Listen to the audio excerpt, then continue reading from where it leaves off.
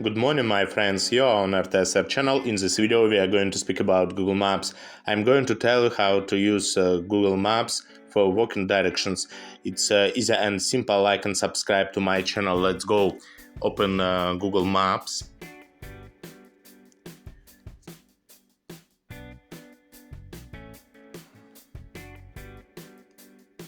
Zoom in on the map.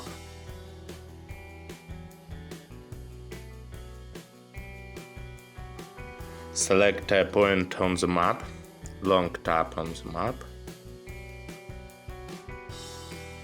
then tap on directions.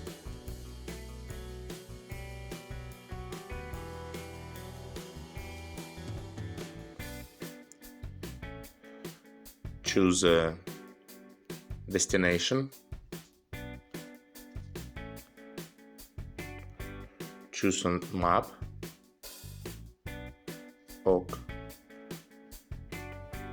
Choose walking.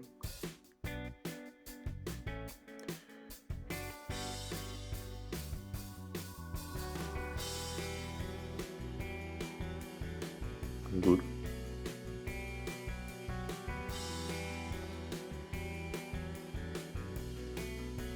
Distance and time are displayed here. Good.